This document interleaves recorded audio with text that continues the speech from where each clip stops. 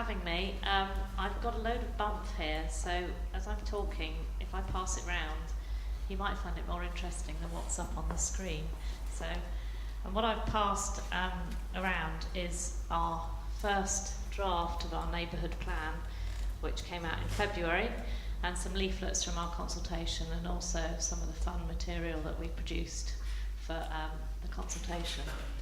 So, I'm Martha Covell. I'm a town planner for my sins. I'm a member of the RTPI, Rural Town Planning Institute, and I run a small company called ECA. We're a community interest company, and we do neighbourhood planning for our sins. And but we're also based in Poole, and 2 years ago we started working with the community there on a neighbourhood plan.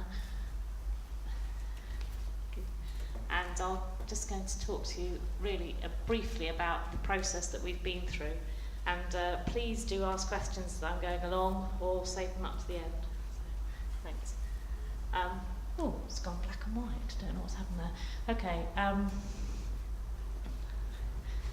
This is the boundary. I'm not sure what's happened to it, but you can see in the light grey line, a line around central Poole, which is the quay and the marina you can see up there. And this is the boundary of the neighbourhood forum. It includes central Poole and the old town and the historic part of Poole, but it also includes the whole of the regeneration area and crosses over the water into Lower Hamworthy and the regeneration sites that are the power station and Hamworthy town centre.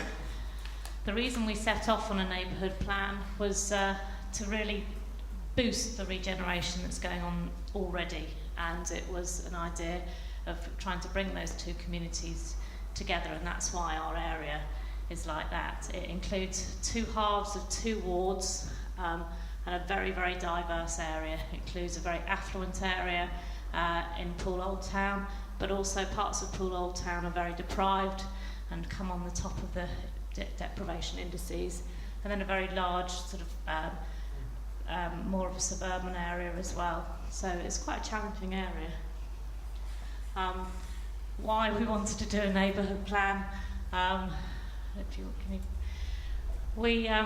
There are three regeneration sites in the area, and what spurred us on was we wanted to be talked to and taken a bit more seriously by the developers and the council.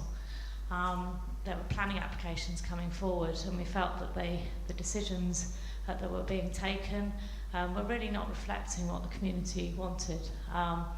We wanted a lot more involvement at the pre-application stage. We wanted a much more plan-led approach rather than a reactionary approach. We felt there was only a way of objecting to planning applications rather than actually supporting them, but with amendments, and we felt that a neighbourhood plan could really help us with that. We wanted the planning applications to be determined in accordance with our plan, not just the big strategic policies for the whole of the borough. There wasn't anything relevant to this particular area, really. For example, there's no policy on Poole Quay, which we thought was amazing considering it's such an important part of the borough and the region. And one voice, I think that's really important, and you can see that developing here, that one place where people could come to, and we were representative of a really diverse area. It was very difficult for developers to know who to talk to when they came to the area, or housing officers, or police. You know, they were talking to all different people, and we wanted it to be easier for them to talk to the community and for a vehicle for listening and doing that. The sort of last thing is quite critical now, is that SIL, which is the money that's raised when a planning application is approved and determined. If you have a neighbourhood plan in place, the neighbourhood forum has a say on 25% of those funds that are raised in the area. So if planning application raises £100,000, you'll have a say in how 25% of that is raised and 25,000 is raised in the area. And we thought that was quite powerful. So what did we do? In the beginning, there was one theme and a few policies on open space and public realm. We just thought we would like to improve the open spaces and parks in the area and bring some investment to that. all the investment in parks was going to outside on the edge of the borough, places like Upton Country Park. It wasn't actually going to the public realm, right on the doorstep of our developments. So we went out, this was the bunch of people originally that went out and did a walkabout of all the public open spaces, had a really nice evening. That was about 2 years ago now. And we came up with this, does look nicer in colour, I have to say, open space strategy, which is about connecting the harbour with spaces in schools and making it a safer place to walk around. But then we started to look a bit closer at everything else, which was started to become a challenge. We realised that Poole Quay is very tatty, needed a bit of TLC. We realised that this is the main shop in Hamworthy. This is it. It serves about 4,000 people. Amazing. So they all have to get the bus out the area or over to Poole. So they've seen a massive reduction in the amount of retail floor space in the area. We looked at the road system in central Poole and the priority it gives to fast-flowing traffic, and it causes a massive division in the area in terms of movements from the harbour to the high street. We looked at Poole High Street as well, and the fact it's very popular, Poole High Street, and is a local centre, it's very tatty and run down. And then we went to Dorchester and saw what they're doing. So we tried to get out and about, and we looked at nice pavements, and we looked at all sorts of things that other people are doing. And we had lots of fun days, talked to lots of people on the street, made some models in plasticine, lots of fun. And we came up with our vision, which started to be a bit more ambitious than about a park and a space. It was much more about the heritage and high quality and improving the area. So in the end, there are 6 themes and 15 policies in our plan. And we've now got to the stage which is called a Regulation 14 stage consultation. And we met lots of businesses and talked again about these policies that we'd written to check whether they were right or not. And we produced our neighbourhood plan. And when the head of planning looked at it, he said it's only 3 pages short of our core strategy. The core strategy is this whole strategic policy document for the whole of the borough, so it did get a bit big. But it's what the community wanted. It's not what I wanted. I'm a planner and I know about all the technical requirements and how to actually get things passed and through. But it's not my plan, it's actually everyone's plan. And Poole Quays Forum has about 180 members, and they're active members. And they're very passionate about the area, and they include businesses as well as residents. And we're also lucky to have a lot of technical help from volunteers. We have a few planners on our steering group and our committee, urban designers, and people as well. So we're very lucky that we've got some very committed people. And that was, if you go back to that, that was very exciting for me as a planner, because when I was about 8 and decided to be a planner, I always wanted to draw a map like this of where I thought everything should go in a town. It's proper town planning. So this is the sort of fun bit, I suppose, of it. And what this shows in our plan is what we wanted Hamworthy to be a real hub for the community and a proper centre again. We wanted more community space and retail floor space. So certainly we didn't want any loss of that space in the area. We wanted Poole Quay, which is the pink line, to be preserved and enhanced and to attract funding, and we're now doing that. We're getting HLF Heritage Lottery funding for that space.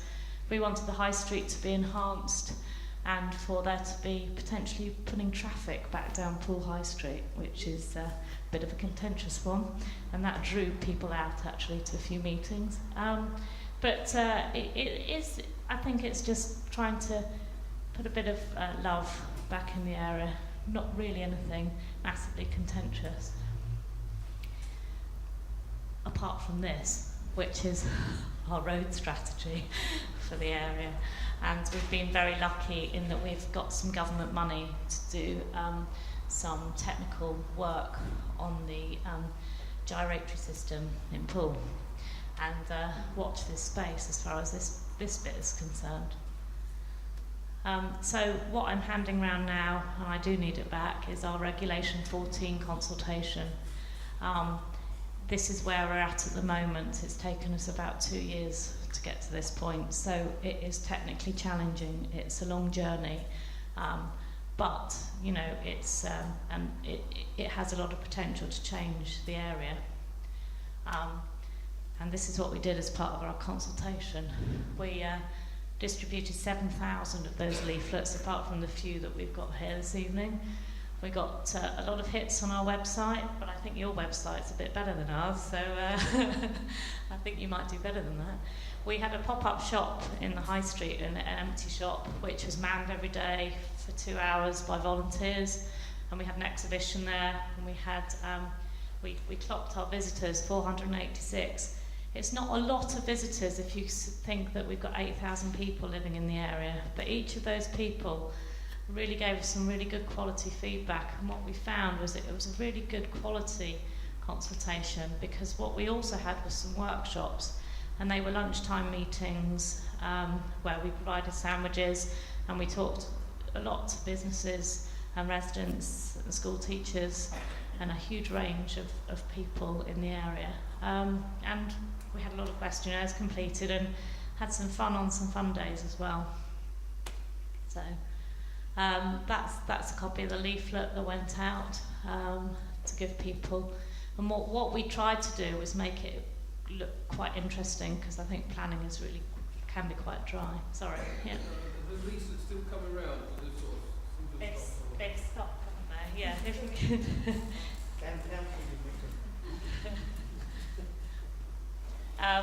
And this basic, what we tried to do was make the plan accessible. It's really difficult with planning. It's often seen as very dry.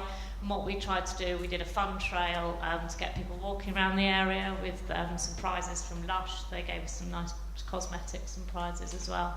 And we tried to summarise it and make it interesting. And that went through the door of everybody that lives in the area.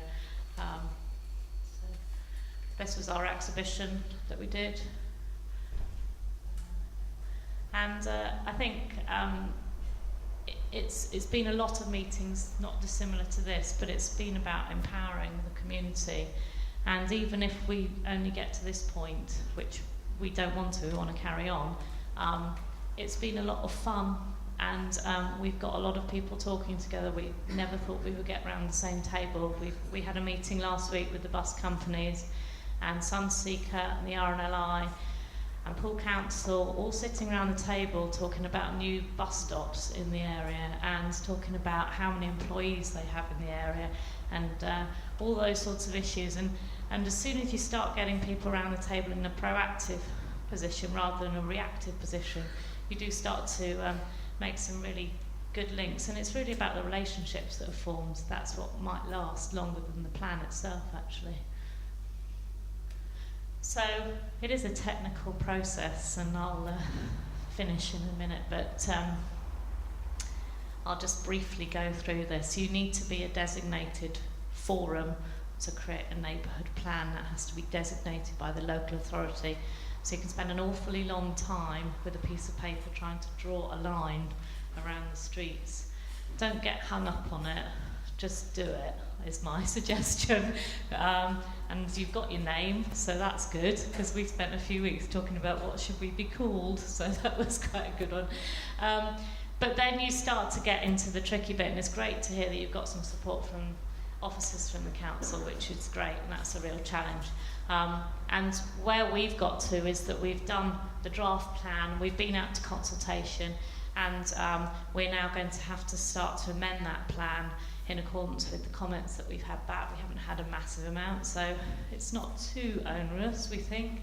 And we're then into submission to the Borough of Poole in September, and they then do their public consultation, and it goes to what's called an examination in public, or an EIP. This is for a neighbourhood plan, it's a lot less onerous than it would be for your local plan. But if it gets adopted, if it passes that legal process that's done by a planning inspector, it goes to a referendum, which means that everyone in the area has to vote on it, or they're invited to vote. And if 50% or more of those people that vote yes for it, the plan is made. So it's a much more democratic process than the local plan process. Yes, it is. There are, I think, I don't know how many there are now. Every time I look, it's going up. But I think about 200 are in this stage in the country now. So they're not that new anymore, but they're still challenging for all of us, and certainly for planners. So what have we learned? It's technically quite challenging, and if you've got support of officers in the council, that's great. You might need some help from people like me, planning consultants, or people that can give massive time for free to do technical help with that. I put on here, don't rely on the local authority for expertise. In Poole, we are running ahead of them. That we know more than them now, because myself and other members of the forum have been on various courses. We've been on locality courses, which have been amazing. All sorts of support that we've had, and we've been trying to be one step ahead of Poole Council all the way, which has been rather fun. But funding is never enough. Volunteers' time goes a certain way, but you've to produce all of those maps that you might want to do, to make sure to look at all your policies in the Bournemouth plan. All of that stuff takes a lot of time. So just make sure you sort of know what you're getting into before you do it. We have to produce something called an evidence base. That means we can't just pluck policies out of the air. We have to look at what the policies are there already. So in this case, you'd have to look at the Bournemouth plan and core strategy and make sure the neighbourhood plan is in compliance with that. That's a process that's really useful to go through, and we all did it as a steering group. We all got out the big documents and we went through them all, and it was a really good process in itself, because there were lots of planning policies in there that people didn't know about, so that was really good. And can we really represent everybody? That's really difficult, and you obviously touched on that at the beginning. You just listen, don't you? You just try your hardest is all I can say. And consultation is very time consuming. Setting up these meetings is time consuming, but analysing the data that you get back from that as well is time consuming as well. So that's me with the layers of bureaucracy, trying to get through. But we do have a lot of help. We've had funding from the Community Development Foundation. We've had 2 lots of £7,000 now from them, and we had £9,000 from the big lottery as well to pay for our fun days and our sandwich lunches and everything. That made a massive difference, because it meant that we could reach out to teenagers. We got a climbing wall and they loved that. We could reach out to kids and do some fun activities and stuff. So that made a difference, and that was, I think, for me, what neighbourhood planning is about. It's about building relationships and building up the community, really. And this is, I just stuck this in at the end, is, we had a great couple of hours with some teenagers in Hamworthy on what they wanted on this very empty bit of ground, and they came up with some great stuff, and they were really fun to work with, and they grasped the concept of a neighbourhood plan quicker than anyone else. It was really inspiring, and we're definitely going to go back and talk to them. And Poole Council seems to have found some money for this space now, which is great. So that did have my sticker on it, which we did some stickers, and we gave out about 5,000 of these, and there was a day in Poole where we had everybody wearing one of those little heart stickers. So that's really all I was going to say. But if you've got any more technical questions, I'd be really happy to answer them, or any questions at all. Actually. Thank you very much. That was a great little talk. quite inspiring. If we can take some questions from the floor. Here we go. Just wanted to ask you if the information that's in the leaflets, have you got it online so we can direct people to have a look? poolkeysforum.co.uk. It's all on there, so it's not as good as your website though. But yes, it's all on there, and we've tried to. I mean, that's another one of the challenges. Is all these documents are massive visually, and getting them down to size that people can open them on their computers at home has been a challenge. But you can open them, and they do work. So yeah, and if there are any, do take the leaflets, but not the big thick plan, because it's my only copy. Yeah, do take that. That's fine. Okay, is there any other questions here? There was a few hands up a minute ago.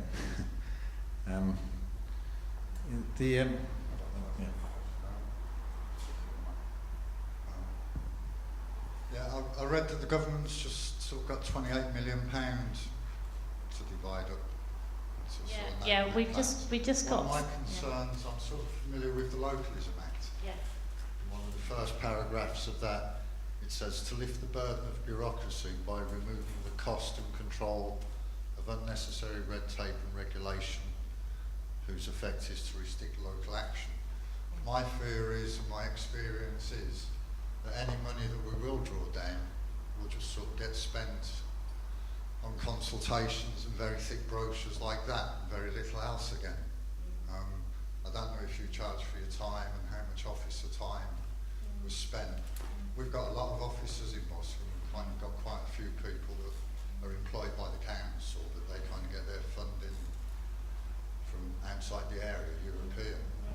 How do you think we can stop that from happening? Sort of repeating old mistakes. How can we use the money more effectively? Lots of questions. We just got 7 plus another 7 of that £1,000, and I'd like to think that the forums can use it maybe more effectively than the local authority, but that's probably not the greatest thing to say. We've just had an awful lot of paperwork and presentations. Yeah. One of your final sort of what we learned was all the bureaucracy. was that consultation takes time. And I think absolutely, and I have given masses of time to this for nothing, but we have my company has also had those grants as well for that as well. So it's a mixture of volunteers' time and paid time. But what I would say is that it's a vehicle for attracting more funding to the area for projects. The officers from Bournemouth Council queuing up to get involved in. Well, that's amazing. Absolutely amazing if they can give their time, because we didn't get that from the Borough of Poole. I think the actual thing is that the grant money that the CDF give is specifically to put the neighbourhood plan in. You can't get it to go and then do something else. No, it's very specific. It's about planning. Yeah. I mean, one of the things when we is communities doing the things for themselves, and if you do actually manage to get a neighbourhood plan, and you've say this site that people want to see a playground here or a swimming pool there or community centre or less HMOs, that won't itself make it happen. I mean, you haven't got the funding is more likely to come along because there's been a referendum that people are behind it.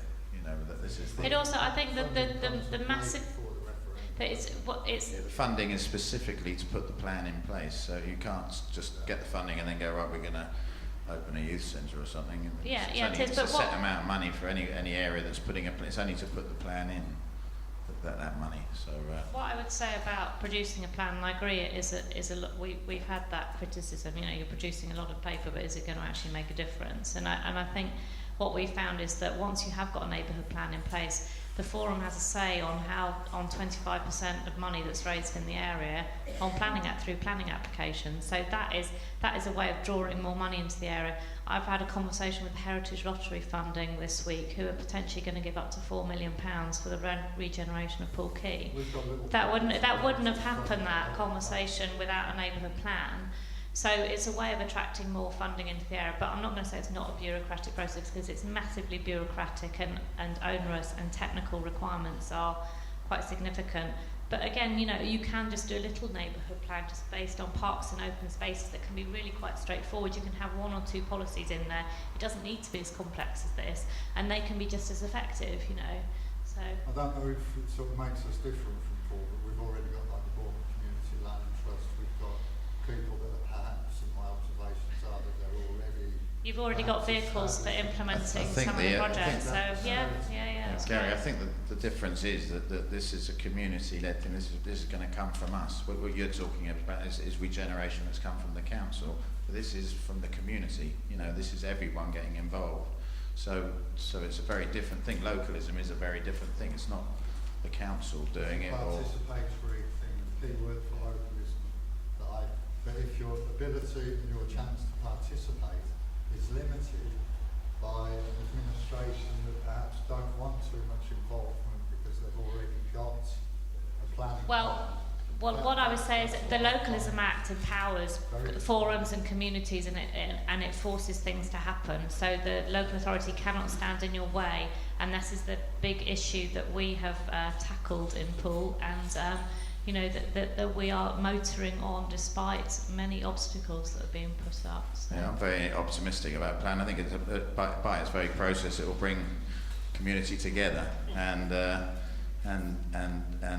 localism itself. I mean, it's a huge raft of legislation, but inside that there's an awful lot of other stuff that communities can do for themselves.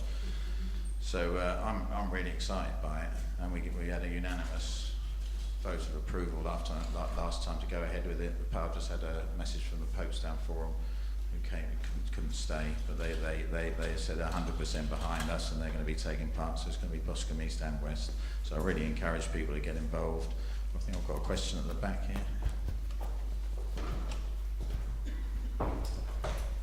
You haven't mentioned about the change in the law on the 1st of January next year with regard to public funding to projects. The government have actually changed the law with regard to sustainability, that all money that comes from public funding has got to be sustainable, and if it's going to last a certain amount of time and it doesn't, who's responsible for that? Unfortunately, we've got lots of work's been done in Bournemouth. It's all well and good having great projects. If you don't have great contractors, great project management, things fall apart. And already the works have been done in Boscombe. I'm a former highways engineer and health and safety officer, and I've already seen the standard of the works in Boscombe actually deteriorating in such a short space of time. I've had to call the police out on a number of occasions, and they've been brilliant, where roadworks have been improperly managed, where they've brought in danger to life, and all that kind of thing. When there is a claim against the council, any funding that is going in there that's meant to be for projects and local communities may be being done for court cases. But in the 1st of January, the law does change with regard to all public funding has got to be transparent, it's got to be sustainable, it's got to be cost effective, and it's got to be proven. So, unfortunately, you haven't mentioned that. I just wondered if you were aware of that. No, I mean, there's a huge amount of legislation that I haven't mentioned this evening, and I'd be really happy to talk about that. I wasn't aware of that, which, thank you. Sounds really interesting. I mean, the definition of sustainable development is it's a bit woolly, but I think we're all still grappling with what sustainable development means. But I think, I mean, in terms of maintenance of highways, it's something that we wanted to address with our neighbourhood plan, because in the conservation area in Poole we've had some fantastic streetscape improvements, and then a utility company comes along and just tarmacs over some lovely sets. We wanted to tackle that in our neighbourhood plan, and what we've got a policy in there which says streetscape improvements must be of the highest quality. But when we put in there about street repairs and maintenance and management, it's not a planning policy, so we couldn't put it in the neighbourhood plan. But it's something that, you know, you could set up a working group, maybe you know, in Boscombe Forum, you know, go around and ring sort of big areas with a bit of chalk and take some pictures and, I don't know, do something like that. I mean, that might probably more effective way of raising the issue than a neighbourhood plan.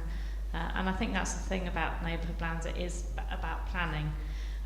It's not about a lot of issues it's not really about health, although it's about trying to make places nicer to walk around, but it's not really about, you know, some of those issues. It can be about housing, and you mentioned about the need for more housing for over 55s. You know, you could have a policy in your plan about that if it's in compliance with the Bournemouth core strategy. But some issues it just can't tackle.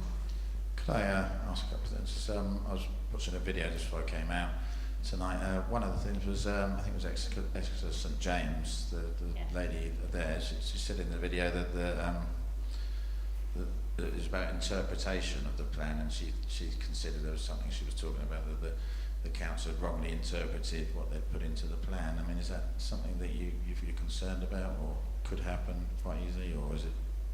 What's quite interesting is once you've written your plan, the officers have to take it on and use it to apply to planning applications when they're determining it. So they have to take it on and apply it. So it's quite a big task for them to do that. And so that's why it's really important to work with the planning officers as you're writing the policies.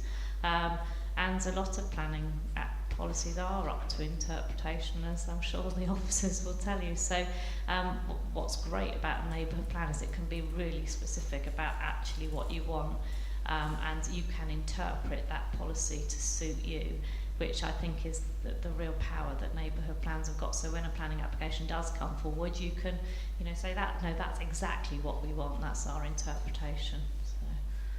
Another thing, and something I've been pursuing some of the frameworks meetings, was enforcement, the role of enforcement in things. So in Boscombe we've got hotels that act as HMOs, we've got illegal HMOs.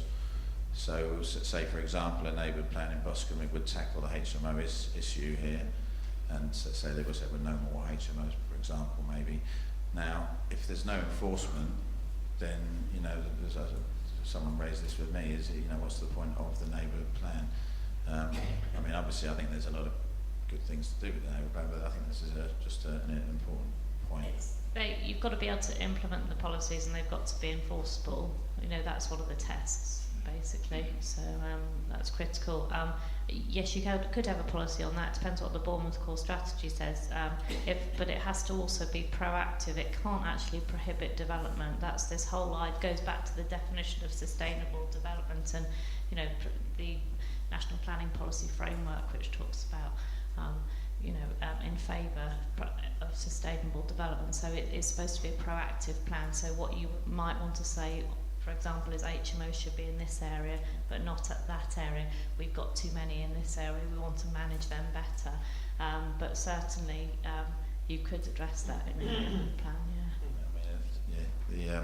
I mean, I suppose once the mandate's in there, and if they are allowing, you know, sort of someone splits up a house into a HMO without asking permission, and no one's really doing anything about it, the mandate's even more so with a neighbourhood plan to actually force the council to get out there and deal with it. Yeah, and it's the process of writing that policy. You would hopefully engage with the people that are running those HMOs at the moment as part of that process, and the police and the whole community who are involved in HMOs and the housing officers, to talk about what the issues are and how you can be more proactive in making housing situation better. Okay, can I have? Like Harry, I saw a video just before I came out. It was only about 2 minutes long about neighbourhood plans, and there was the part in it about the community's right to bid. If I could give you a little example where I think that might help, might work in our neighbourhood, because Chris and Jane are here, our local councillors. We've got a small park, Churchill Gardens. At the moment they're struggling to sort of complete a refit on the basketball courts. There's already, I think, £300,000 pledged from different agencies to do that with the park up. It's got a youth club in it. Now I know that the youth club are having to give up, you know, some of their capital assets and things like that, and it might possibly get transferred to the council's parks department. Is that the sort of example where the community might be able to put forward its own kind of business plan, its own sustainable, you know, how to manage a park, how to take on a public open space?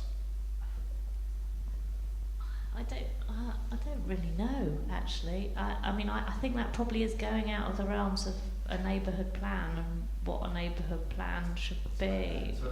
Yeah, I think absolutely. there is I mean, something called the community bid, which is it's a different part of community localism. right to bid. That's a different. But it's part of the Localism Act and that as well. It's not really a neighbour. I mean, a neighbourhood plan can certainly specify that you want to retain the youth centre and you want the park to provide certain facilities. It could even produce a master plan for that park within the neighbourhood plan. But the community right to bid is a separate thing, part of localism, and a really, absolutely a really good thing to look into. Okay, got a question over here. Mr. Wakefield. Thank you, Harry. Would it also, at the moment, one has a planning application, so I could submit a planning application that doesn't actually fit with the designation of the neighbourhood plan. It could go to a planning board and that could be then turned down. The applicant can then appeal to the government office in Bristol. Having a neighbourhood plan, would that then strengthen the local authorities' application and say actually that it's true and proper that we've not granted that planning application? Yeah, it's a really powerful tool because it's part of the development plan, and planning applications need to be determined in accordance with the development plan, and if it's contrary to that, then it can be refused. So it has the same importance as your core strategy, and if it's so it strengthens the whole thing. Absolutely, yeah. And this is why Porky's Forum were really keen to do it. Yeah, I think because that's something people go and appeal a planning decision, and then they go to Winchester and it just goes through because they don't know the area.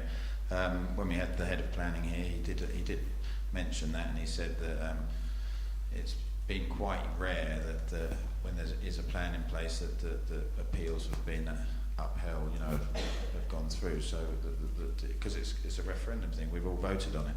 So you have to really have a strong justification to go against something that has gone democratically through a voting process and a long period of consultation. So there is a lot of strength in that. Do we have any other questions? Move on. Oh, we have Barry.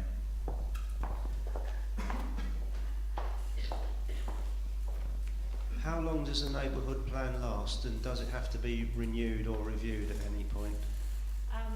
It can last. It basically lasts as long as the development plan to comply with what the core strategy is, for example. So it's a neighbourhood forum has a very limited life, I think, doesn't it? It only goes up to. It was 3 years. It's been extended to 5 years, I think. But and then the area gets.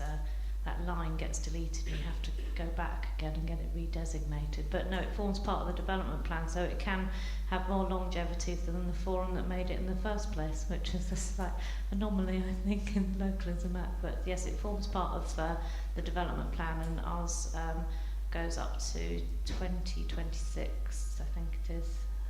Because when the planning guy was here, he said that on average they're about 5 years because of what central government changes its housing policy and things like that, planning stuff, and it's generally they're reviewed every 5 years. I kind of thought that if you're going to go through such a long process to put one in, that you'd want to, even if some stuff of it is no longer relevant, it's still a longer lasting one. It's part of the suite of development plan documents, so it lasts for quite a long time. So that's why it's a 10-year plan then. It's once it gets adopted, it might be a bit less than that. Okay, that's interesting. Is there anyone else who has anything to say? Any questions? All right. Thank you very much, Martha. That was Thanks for asking.